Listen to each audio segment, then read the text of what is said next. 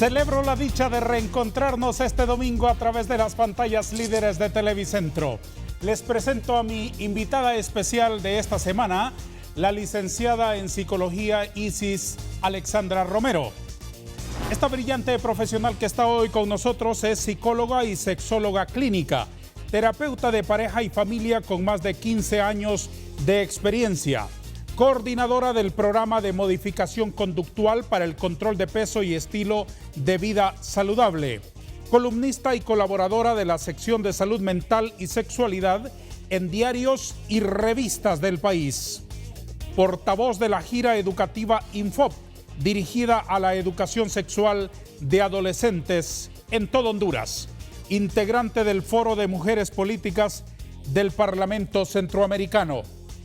Licenciada Romero, es un gusto que usted acepte estar con nosotros. Bienvenida.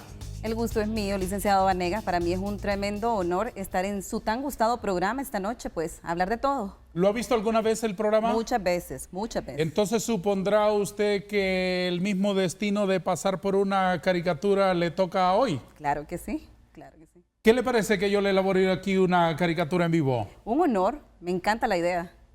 ¿Quiere ponerme alguna condición antes de empezar a diseñarla? No, lo dejo a su creatividad, confío mucho en su talento, entonces haga uso de él, no hay problema.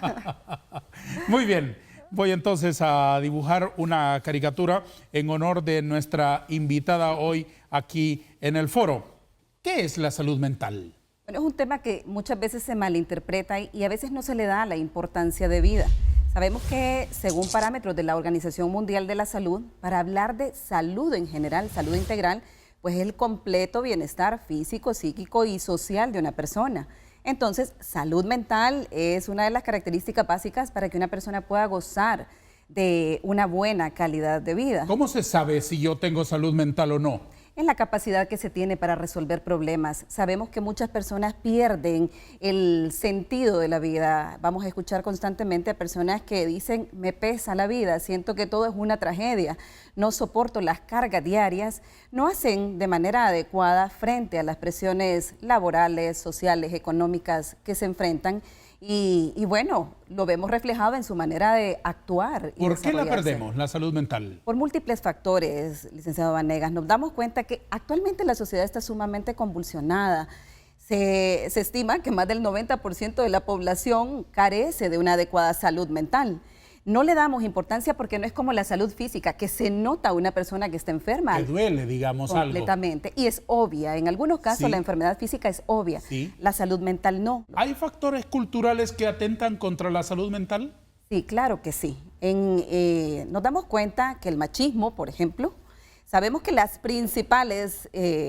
las que están en mayor riesgo son las mujeres, los adolescentes.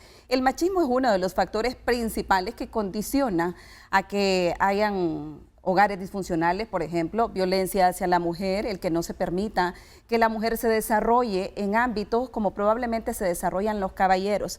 También la situación educativa en nuestro país, el poco acceso a la educación. Las personas con menor acceso a la educación son las que están en mayor riesgo, por ejemplo, de ver alterada su salud mental.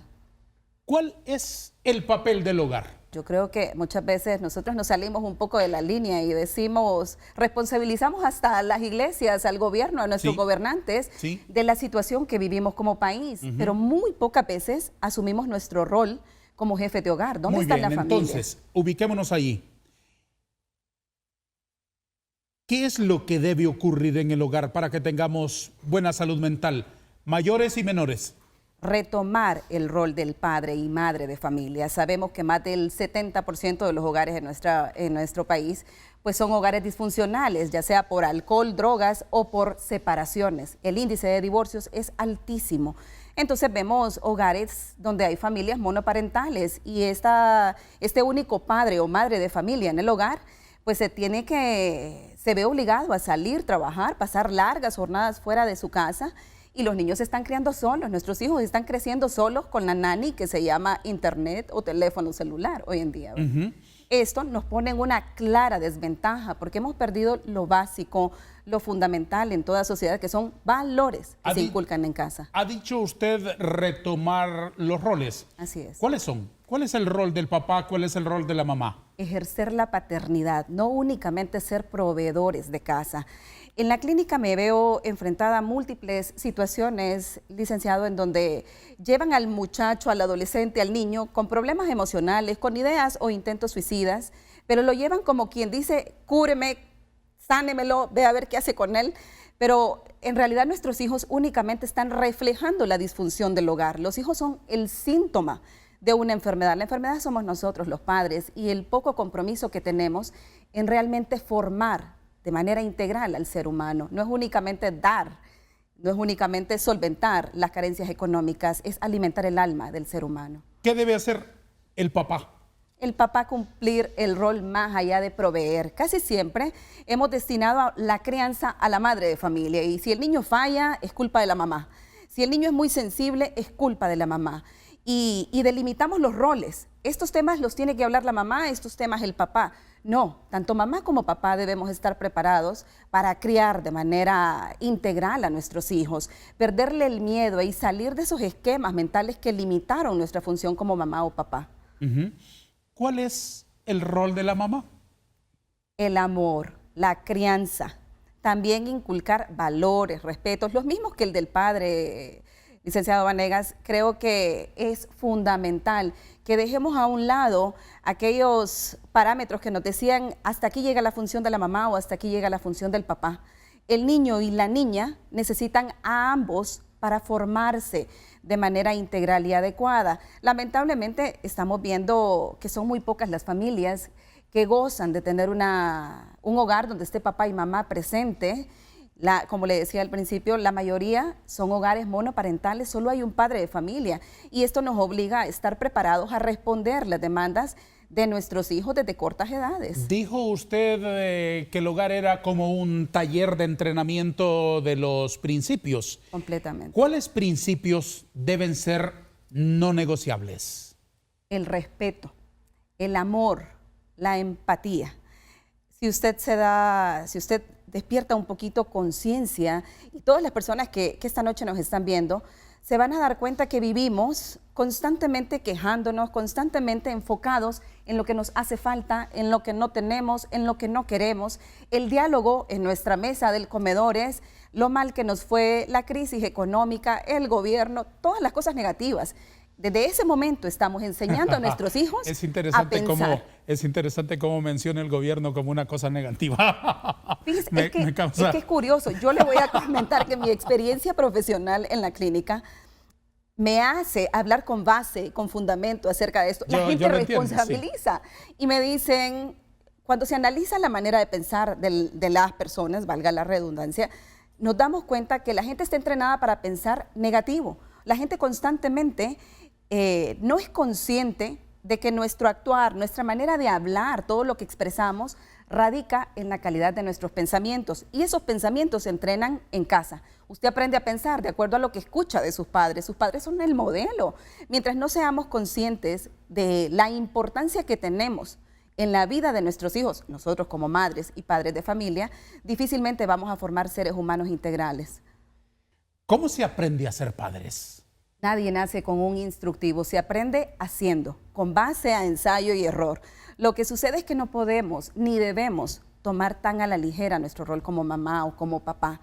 Muchas veces nos convertimos en madres o padres porque es uno más de los requisitos que cualquier persona, entre comillas, exitosa debe cumplir en una sociedad sin estar preparado necesariamente. Completamente. Tener un hijo es más que parir a una criatura, es más que pagar la escuela de un hijo. Es una responsabilidad muy grande porque es formar un ser humano que debería ser útil a la sociedad, no solo demandar para él, sino también dar a la sociedad. Deberíamos estar enfocados en brindar una sociedad que se desarrolle por la calidad de sus ciudadanos. Y precisamente es lo que estamos dejando de hacer. Todo lo delegamos. Delegamos a la escuela, delegamos al colegio, a las iglesias, pero ¿y nosotros como padres de familia? La comunicación, por ejemplo, debería ser una de las principales actividades que deberíamos fomentar en casa. Pero no me refiero a la comunicación con los celulares, no me refiero a mandar WhatsApp, me refiero al saber cómo estuvo tu día de trabajo, cómo te fue en la escuela, fomentar el sano diálogo entre la familia. Nos damos cuenta que ya ni siquiera las parejas se comunican. El esposo le manda un WhatsApp del cuarto a la cocina a la esposa, o la esposa del porche a la habitación al esposo. Entonces, esa no es comunicación. Hablar por hablar, pues no es el propósito. La comunicación implica poner atención a los detalles, incluso a aquellos detalles que no se dicen verbalmente, pero que se dicen a nivel corporal. Ver más a nuestros hijos, escuchar más los mensajes que nuestros hijos nos están dando. ¿Cuántas criaturas están inmersas en el alcohol, en las drogas, incluso en la prostitución, sin que mamá y papá estén conscientes de ello? Porque no tenemos tiempo para nuestros hijos. Con que paguemos el mejor psicólogo, el mejor neurólogo, paguemos la mejor escuela, creemos que estamos siendo buenos padres. Eso dista mucho de ser un buen padre o una buena madre. Enseguida, después de una pausa, voy a seguirle planteando inquietudes alrededor del hogar, de los padres y del rol de cada uno, sin que deje por fuera la responsabilidad de otros actores sociales, los medios de comunicación, la escuela, la iglesia, el mismo gobierno con sus políticas públicas puede contribuir a levantar mejores hogares en Honduras. ¿Le parece? Totalmente. Vamos a darle la palabra por primera vez a nuestros anunciantes.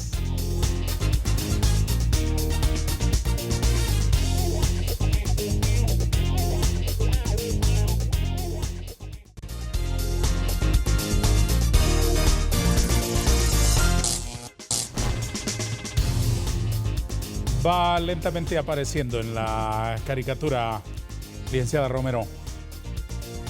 No sé si seguirla viendo allá o seguirla viendo acá, porque esta mirada me está llamando mucho la atención. Debo agregar otros detalles, por supuesto, los colores y eso, y esperar su opinión al final del programa. Perfecto. Mientras tanto, los telespectadores acompañan el desarrollo de la caricatura.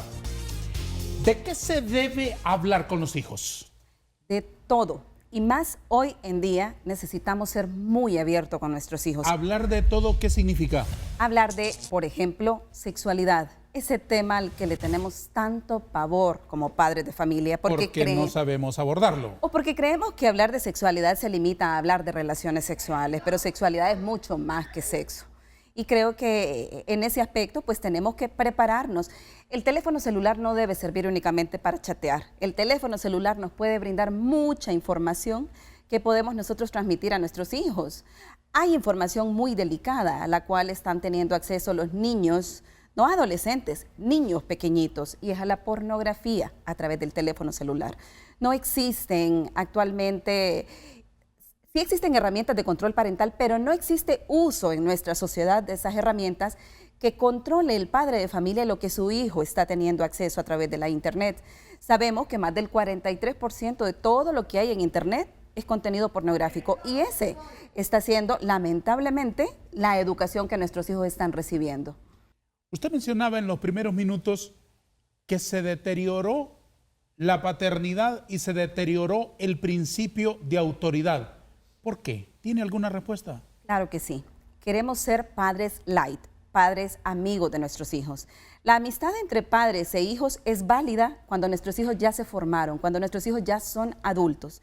Mientras sean niños, mientras sean adolescentes y estén en formación, nuestros hijos necesitan papá y mamá que establezca límites, que discipline, que ame, pero con medida. Recordemos que hay un tipo de amor que también puede anular a un ser humano. Aquel amor que nos invita a resolver todo por nuestros hijos, a bajarles el sol, la luna y las estrellas y hacerlos creer que son seres únicos, que son seres especiales. No, nuestros hijos tienen que desarrollar habilidades para encajar en la sociedad que demanda tanto de ellos. Y ahí no va a estar mamá y papá, ahí van a ser ellos y sus habilidades de resolución de problemas.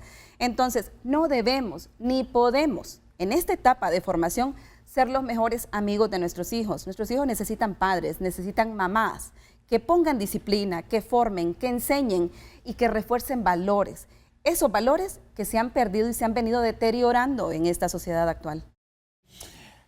En lo que se debe hablar con los hijos, además de lo que usted mencionaba, ¿de qué otras cosas prioritariamente? Las amistades, por ejemplo, el acceso a las drogas y al alcohol, algo que últimamente ha pasado desapercibido, no solo por los padres o madres de familia, sino por la sociedad en general. hemos normalizado a extremos alarmantes el uso de alcohol, cigarros y otro tipo de sustancias y drogas. Nuestros hijos hoy en día están teniendo más alcance del que nosotros nos imaginamos.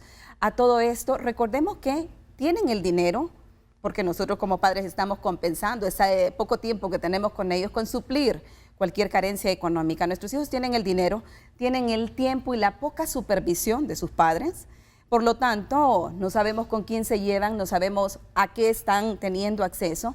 Y bueno, se los digo, están teniendo acceso libremente a todo tipo de drogas y también a comportamientos de riesgo, comportamientos en donde están involucradas las amistades con los que ellos se están relacionando y la falta de supervisión pues nos da resultados sumamente delicados que genera, sin lugar a dudas, múltiples problemas sociales. ¿Los chicos saben más de los que los padres creen que saben? Totalmente de acuerdo, totalmente de acuerdo. Nosotros estamos subestimando lo que nuestros hijos tienen como conocimiento y de lo que son capaces, porque nosotros siempre decimos, nosotros y nosotras siempre decimos, en mis tiempos eso no era así, yo no hacía eso, pero nosotras no vivimos en la era del internet, no vivimos en este tiempo moderno en donde no necesitamos hacer muchos esfuerzos para alcanzar cualquier cosa.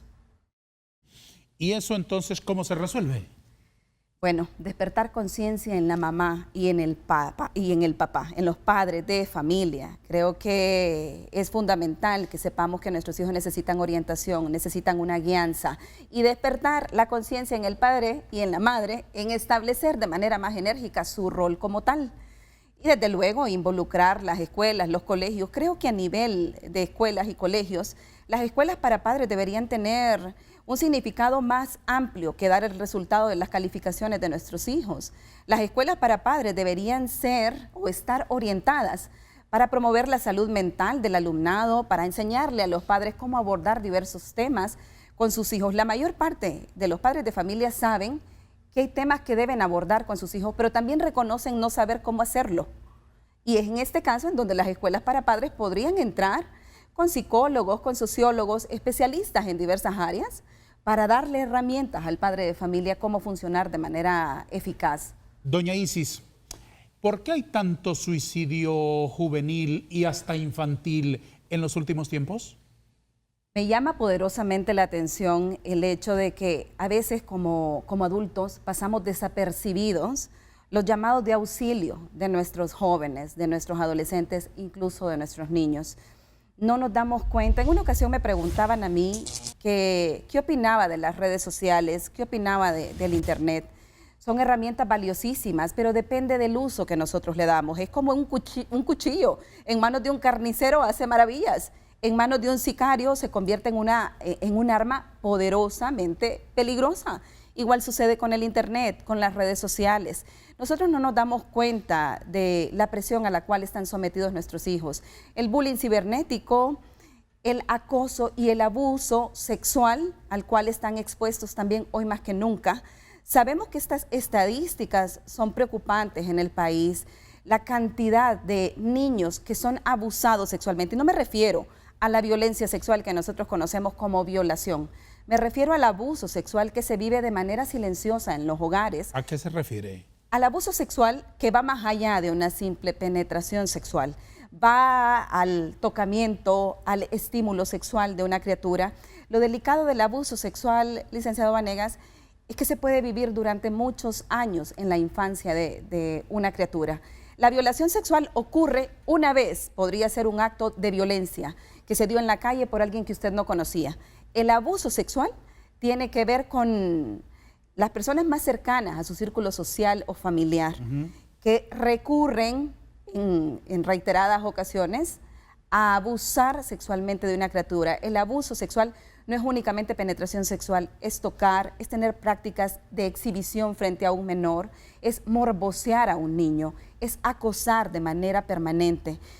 Tengo casos realmente delicados en donde llega ya el adulto refiriendo cuánto tiempo fue víctima de abuso sexual por parte del abuelo, por parte del tío, por parte del padrastro, la madrastra. Y bueno, en la actualidad, este año más que nunca he tenido casos de madres con sus menores abusadas sexualmente por parte incluso de sus padres. estos temas no se hablan, estos temas no se discuten abiertamente. ¿De qué dimensión es ese problema? Gravísimo, es alta, la incidencia es altísima. Ahorita con las campañas de educación sexual que se han estado desarrollando a través del INFOP, ha sido la única institución pública que ha desarrollado campañas con el padre de familia y con el adolescente, con el alumnado en sí a nivel nacional, y los resultados han sido muy positivos porque se han desvirtuado muchos mitos, pero también nos han servido de diagnóstico para dar cuenta de lo mal que estamos a nivel de país en relación a este tema. No entiendo por qué no se ha institucionalizado la educación sexual con carácter preventivo. Es un tema sumamente delicado que requiere, más que prejuicios, requiere conocimiento y responsabilidad para abordar estos temas, pero tenemos que hablarlos porque la educación sexual en las primeras etapas de vida de una criatura, de un ser humano, va a prevenir abuso sexual y es lo que tenemos que comprender. ¿A qué edad es la hora de la charla? Desde siempre. Esa es la pregunta más común que hacen las personas. ¿Cuándo debo de hablar de sexualidad con mis hijos? Desde que el niño es niño, desde que empieza a preguntar. Nosotros educamos en todo lo que hacemos, en cómo hablamos. No todos los niños van a empezar a preguntar lo mismo a la misma edad. Así es, y no toda la información se da a la misma edad. En la primera edad, en la primera etapa de infancia, estamos hablando 2 años, 3 años, 4 años, en esta etapa tendríamos que empezar a hablar del cuerpo, de las diferencias entre un hombre y una mujer, de cómo se llaman correctamente sus genitales. Porque el cambiar el nombre a los genitales lo que hace es fomentar el morbo, fomentar la pena, la curiosidad malsana en el niño. El niño tendría que conocer cuál es la diferencia entre papá y mamá, cómo asear sus partes. También es básico que aprendan a diferenciar lo que es una caricia buena de una caricia mala. ¿Cómo se debe de hablar de sexualidad con los chicos? Con mucha naturalidad. Hay situaciones cotidianas. Lo que estamos viendo en la televisión, utilizar casos específicos. En el caso de la adolescencia, vale mucho hablar de lo que va a ocurrir con el cuerpo una vez que nosotros desarrollamos. Cuáles son las sensaciones que vamos a experimentar.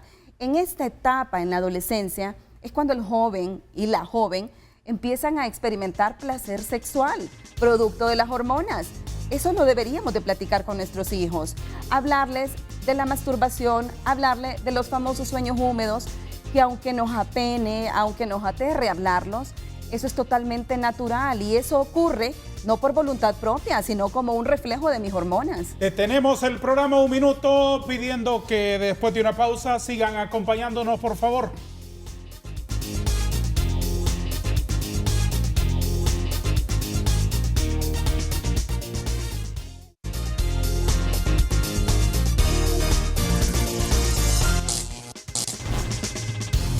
Hemos elegido el domingo, que es el día más lindo de la semana para dibujar y conversar. Y aquí traemos a esta sala temas de interés público y personalidades que tienen autoridad para abordarlos.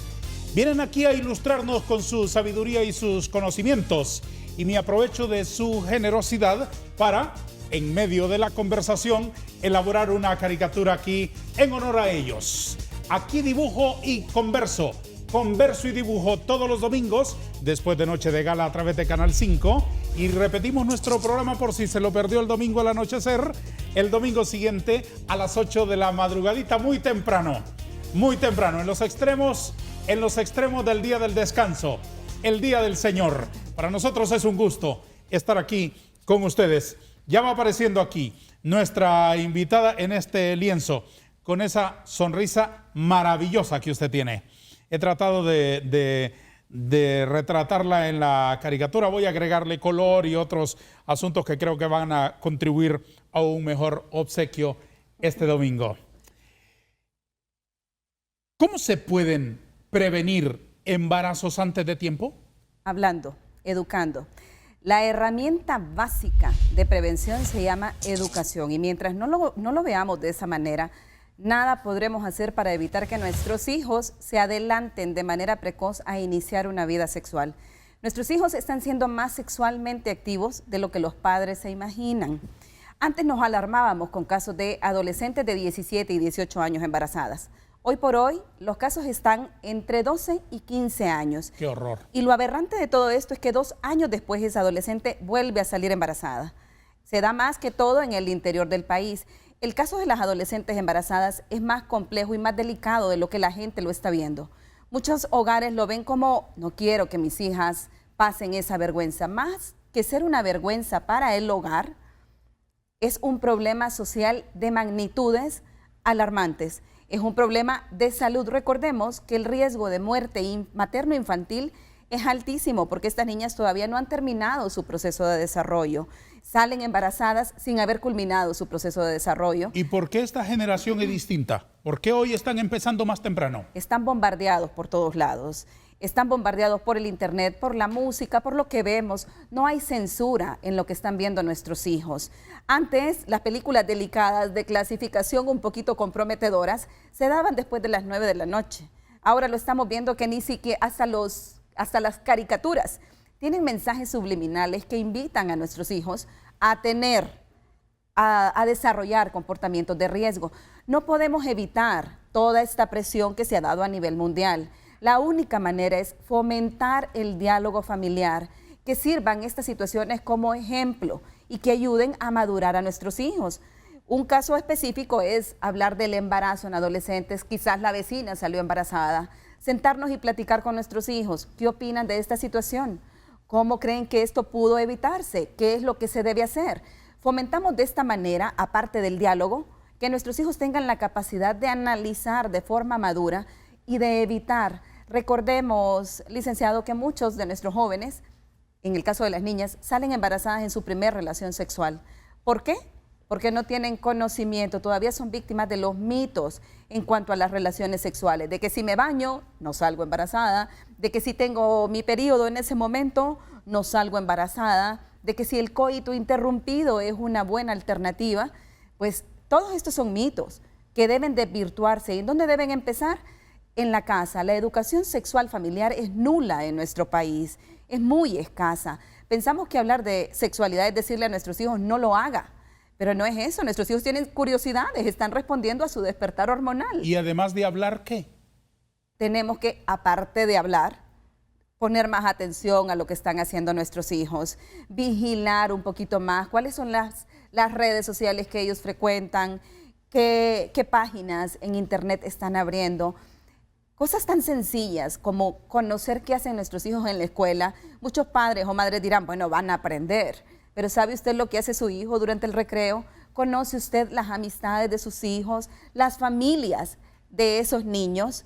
Cuando van a fiestas, ¿sabe dónde lo deja? Hay padres de familia que ni siquiera se bajan cuando dejan a sus niños adolescentes en reuniones porque dicen, ya creció, sí, físicamente creció, pero emocionalmente no tiene la madurez. Sobre todo cuando los hemos sobreprotegido, sobre todo cuando creímos que bajarles el cielo y ponérselos de tapete era la manifestación de amor más amplia para ellos, y no era eso. En realidad estamos un poco confundidos en relación a cuál es nuestro rol como padres. Conozcamos, ¿sabrán ustedes como padres de familia cómo se llama el mejor amigo de su hijo? ¿Sabrá usted si se relaciona en la escuela o es víctima de bullying y rechazo? Es impresionante cuántas criaturas vivieron durante toda su primaria, su secundaria, casos de rechazo, de bullying, y los padres jamás se dieron cuenta porque no tenían tiempo. ¿Educación sexual igual para niñas y para varones? Totalmente, totalmente. La educación sexual humana, educar en sexualidad humana es la clave. El niño tendría que saber de menstruación, claro que sí, así como la niña tendría que saber de aparato reproductor masculino. No podemos creer que este tipo de información pervierte. Recordemos que lo que pervierte, es la ignorancia, es el desconocimiento. Jamás la información aunada a valores, a principios, va a pervertir. Al contrario, le va a brindar a su hijo y a su hija la probabilidad de organizar de manera adecuada su vida, de alcanzar sus metas, de saber que lo que ocurre en su cuerpo es totalmente normal, pero se puede manejar, que no es un bicho raro, que no es diferente. Él está enfocado en alcanzar metas. ¿Qué papel le atribuye usted que debe jugar la escuela y los medios de comunicación? Bueno, deberíamos ser más responsables. Creo que tener una cámara, un micrófono en nuestras manos nos da una responsabilidad, nos otorga una responsabilidad muy grande. Nosotros a través de la palabra podemos construir o podemos destruir. Podemos informar y educar o desinformar y dañar muchas vidas. Nuestros jóvenes no tienen la madurez para discriminar lo que es correcto de lo que no. Ellos siguen la moda, ellos siguen la influencia y están de alguna manera presionados por encajar en una sociedad que con tal de vender no discrimina qué contenido. Estamos vendiendo drogadicción, violencia, rechazo, discriminación. Todos son antivalores y no estamos promoviendo la sana convivencia, el respeto. Démonos cuenta cómo estamos de enfermos a nivel mental, la sociedad en general. Vamos manejando y vamos maldiciendo al prójimo. Estamos castigando a nuestros hijos y lo estamos insultando, no lo estamos reprendiendo. Escuchémonos un poquito más todas las cosas que soltamos con nuestra boca. No somos conscientes que antes de actuar, por lo general pensamos cuál es la calidad de esos pensamientos que estamos teniendo. Sin lugar a dudas, lo que están pasando los medios de comunicación, todo por crear, por vender polémica, de alguna manera desune la familia, divide a la sociedad. ¿Las redes sociales han banalizado el sexo? Totalmente. Lo hemos visto sumamente instintivo. Sabemos que el comportamiento, la conducta sexual es instintiva, pero a diferencia de los animales, nosotros tenemos la capacidad de razonar y aunarlo al afecto, al amor, al respeto. Si nuestros hijos crecen con una sana autoestima, con amor a sí mismo y a su prójimo, pues no vamos a tener sexo por deporte, vamos a tener prácticas sexuales responsables. Sepamos que hoy en día lo que menos podríamos imaginarnos nosotros lo están haciendo nuestros hijos. Las fiestas sexuales, las prácticas sexuales que se desarrollan en lugares donde solo hay adolescentes sin ningún tipo de supervisión, con mucho alcohol, con todo tipo de drogas al acceso. Tengamos también conciencia, licenciado Vanegas, del incremento tan preocupante del VIH, sobre todo en menores. Se estima que más del 40% de los nuevos casos de VIH se están dando en menores de 18 años de edad. Esto debería preocuparnos, llamarnos la atención y darnos cuenta que muy pocos acuden a un centro de salud a hacerse una prueba de VIH. Todo esto tiene que ver con la irresponsabilidad y el poco conocimiento formal que tienen nuestros hijos. ¿Esta es una sociedad con una equivocada apreciación de la sexualidad y su función? Totalmente. Creo que estamos inmersos en una sociedad doble moral. Llama bien a algunas cosas y pervierte y sataniza otras. Recordemos que la sexualidad es algo inherente al ser humano. Nosotros no podemos renunciar a este componente porque somos sexuales y somos sexuados desde que nacemos y lo vamos a hacer hasta que morimos. Y nos han hecho o nos han vendido la idea de una sexualidad que reprende, que castiga. Nos sentimos culpables hasta por sentir placer, como si el placer fuera únicamente sexual. Sentimos placer al comer, al reírnos, al dormir. Al dibujar. Al dibujar, al hacer algo que nos gusta. Sin lugar a dudas, el placer no debería despertar en nosotros culpa, pero nos hicieron creer, en algunos casos, la religión, en algunas otras ocasiones. Las tradiciones. Las tradiciones. La cultura. Completamente. El esquema mental en donde te dicen que la mujer no puede ni debe mostrarse muy conocedora de aspectos sexuales porque es mal etiquetada como libertina, como liberal, como impura, cuando nos están alimentando, sin lugar a dudas, se aplaude la ignorancia y se asocia esa ignorancia a una mujer decente.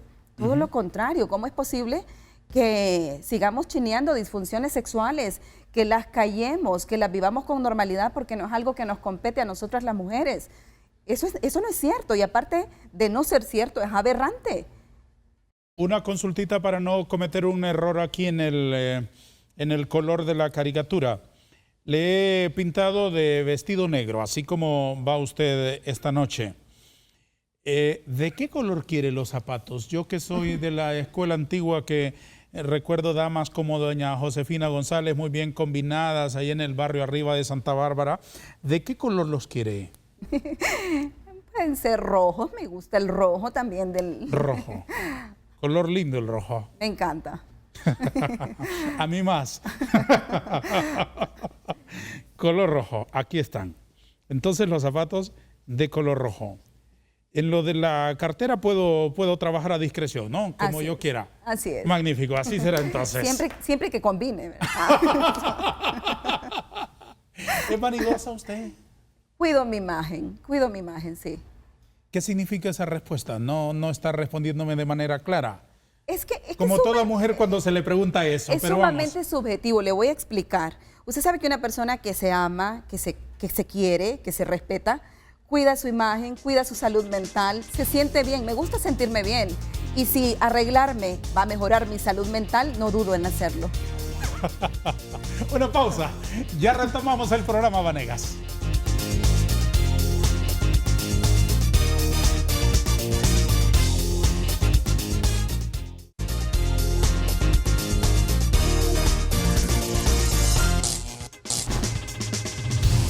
Licenciada Romero, una última inquietud sobre la sexualidad, que es un tema que usted ha estado desarrollando brillantemente.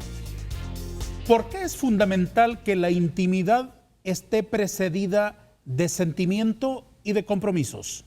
Sería instinto lo contrario, sería instinto. Nosotros somos seres racionales, no actuamos únicamente por instinto. Y hoy por hoy se ha pervertido el comportamiento sexual porque lo hemos visto muy a la ligera.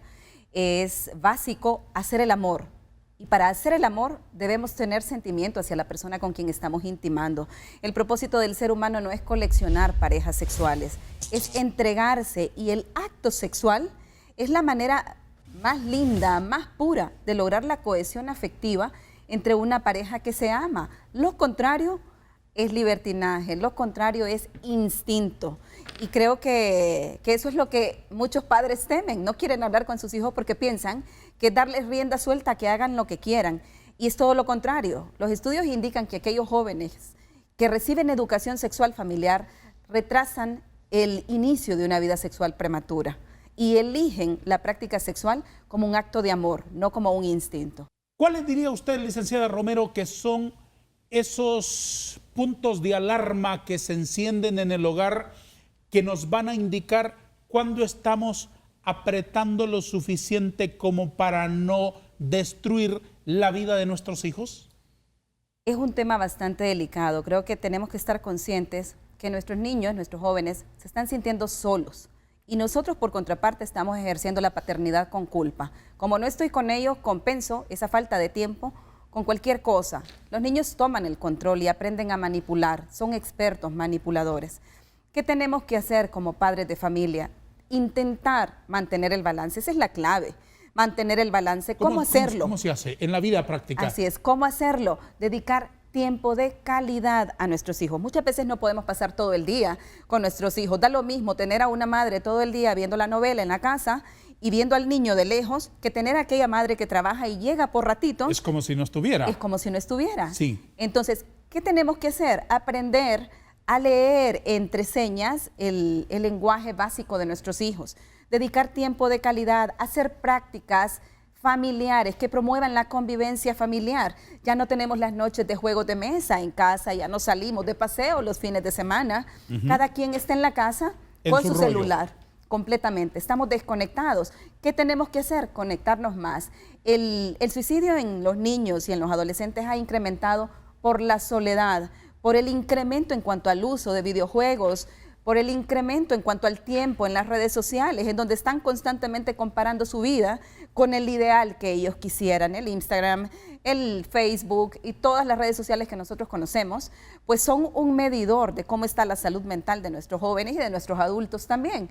¿Qué tenemos que hacer como padres? Fomentar el rol de la familia, tiempo de calidad, actividades placenteras, salir y jugar fuera. Los niños deberían estar haciendo más deporte, los niños deberían estar integrándose con otros jóvenes. Démonos cuenta que hoy por hoy se han perdido hasta las habilidades sociales, ya no socializan con otros niños si no tienen el teléfono en la mano. Entonces, ¿qué tenemos que hacer? Ir a lugares donde nuestros hijos puedan correr, puedan relacionarse, puedan estar en contacto con la naturaleza y con otras personas. No perdamos el lado humano. Creo que esta es una reflexión para todos los que somos padres y madres de familia. Un tópico en el que me interesa escuchar sus consejos es otro tipo de especie de epidemia en la sociedad moderna, y es lo de la obesidad infantil. ¿Cómo se puede prevenir? Actividad física. Actividad física es la clave. ¿Por qué tanta obesidad? Por el sedentarismo. Recordemos, bueno, a propósito, en estos días se han hecho muchas campañas en contra de despertar conciencia de la diabetes. Y la diabetes, 7 de cada 10 personas que son diabéticas tienen problemas de obesidad o sobrepeso. El otro 3% se desarrolla diabetes por la inactividad física. Entonces, una persona delgada puede ser diabética por la inactividad, por el sedentarismo. ¿Cómo lo prevenimos? Que hagan ejercicios, que salgan, que se esfuercen. Recuerden que ahora todo lo tenemos a la mano, ya no nos levantamos a darle vuelta al tele, sí. Tenemos el control, sí. Todo lo tenemos al alcance. Ya no salimos al restaurante a comprar comida, llamamos a una aplicación y nos la llevan a la puerta de la casa. Ya no salimos al banco a pagar el recibo de la luz. Todo es transferencia. Sí. Entonces, mientras no tomemos en consideración que tenemos que estar en movimiento para no dañarnos, es como la máquina, como la bicicleta. Póngala en el patio, sin usar se va a oxidar. Igual sucede con el ser humano, tiene que estar en constante movimiento para poder evolucionar de manera sana. ¿Cuáles cree usted que deberían ser las políticas públicas prioritarias del gobierno de Honduras para salvar a nuestra familia, para salvar a nuestros jóvenes, para salvar a la sociedad en general? Tomar en consideración la salud mental como un tema prioritario. Recordemos que no podemos hablar de una sociedad sana si no goza de salud mental. Las personas hoy en día, como le decía, 9 de cada 10 personas están teniendo problemas en cuanto a mejorar su calidad de vida precisamente porque no gozan de salud mental. También creo importante, licenciado, promover o rescatar nuevamente los valores en la casa, en la escuela, en la iglesia. Recordemos que la base o el pilar de toda sociedad se llama familia. Mientras no tomemos en consideración estos temas, difícilmente vamos a tener la sociedad que tanto anhelamos, esa sociedad que merecemos, más responsable, más respetuosa y más beligerante en todo lo que a cada uno corresponde hacer. Vi que hace algunos años usted participó para ser candidata a diputada en el Congreso, ¿verdad? Así es. ¿Cómo fue esa experiencia? Fue muy bonita. Le voy a comentar que siempre pensé que la política no era para mí, pero me di cuenta que la política es un tema que nos compete a todos, que es muy fácil señalar y juzgar lo que hacen los demás. El reto está en todo aquel considerando ser una buena alternativa o tener algo que ofrecer, salga de su zona de confort y se decida a participar. En ese orden de ideas, ¿cómo evalúa a las mujeres diputadas? Podríamos estar haciendo un mejor trabajo, podríamos estar haciendo algo mejor. Qué educadamente las critica. Muy bien. Tengo una caricatura para ustedes. Voy a mostrársela al público. Este es el dibujo que ha estado elaborando aquí de nuestra ilustre invitada, la licenciada en Psicología Isis Romero, que ha tenido la gentileza de acompañarnos este domingo. ¿Qué le parece nuestro dibujo? Está muy bonito. Esa sonrisa tan expresiva me encanta. Sí. ¿Le parece que le hice justicia? Sí, le voy a contar que mi sonrisa me define mucho porque me río y soy muy expresiva y usted lo tradujo perfecto en la caricatura. Muchísimas gracias. Gracias a usted. Déjeme una palabra como respuesta a mis últimas inquietudes, por favor. ¿Cómo se debe tratar a un niño? Con amor. ¿Qué es el amor? Un sentimiento, el principal. ¿Se puede cambiar la conducta de los políticos viejos? Difícilmente, está viciada. ¿Cómo se levantan familias felices? Con Dios. ¿Quién es su influencer? Padre. ¿Qué cosas pueden apagar el corazón? El odio. ¿Qué tenemos que aprender? A respetar. La palabra clave es respeto a las diferencias individuales. Gracias por haber estado aquí. Espero que haya disfrutado tanto como nosotros la plática. Muchísimas gracias. Para mí un enorme placer. Le deseo muchos éxitos siempre. Muchas gracias igualmente. A todos, gracias. Adiós.